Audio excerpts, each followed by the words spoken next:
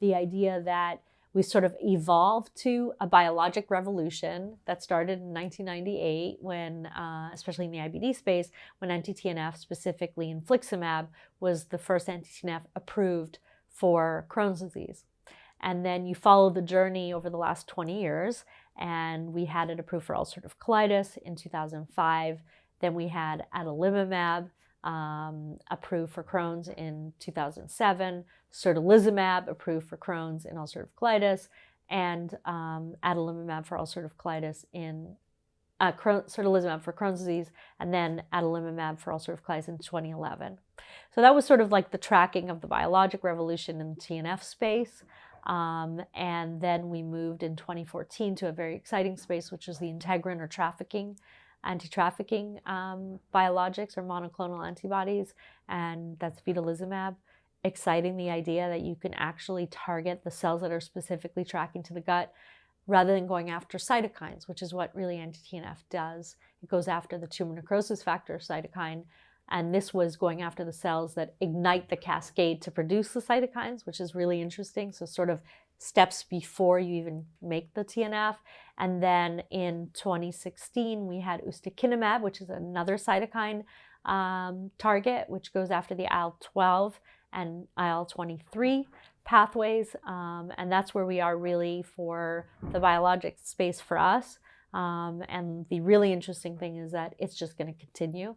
And we sort of know over the next 7 years where all these therapies are going to position themselves. So that was on the biologic boom. And now we had the first small molecule that was approved for ulcerative colitis at the end of May, called tofacitinib, which was approved for RA many years ago and was then tested in ulcerative colitis. And the interesting thing about tofacitinib is it's an oral. So it was really the first oral approved small molecule, because methotrexate and thiopurines, to be clear, were never approved. They were just helpful and studied and reported in the New England Journal. So that became sort of dogma for us. But this small molecule was actually tested in ulcerative colitis and approved.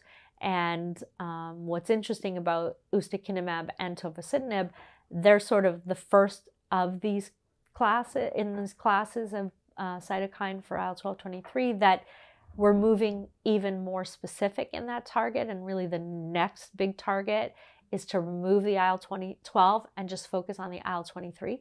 So there's multiple. One of them is already approved for psoriasis. So we'll be chasing the psoriasis plan and going after an IBD. And then on the tofacitinib, which is in a class called JAK kinase inhibitors, that's a JAK1, JAK3 blockade. Now we're going after JAK1 and JAK2 and TYK2. So it's each of them have this amazing sort of pipeline that we're following very closely. So it's just an amazing time to be in immune diseases, to see how we've been able to change people's lives.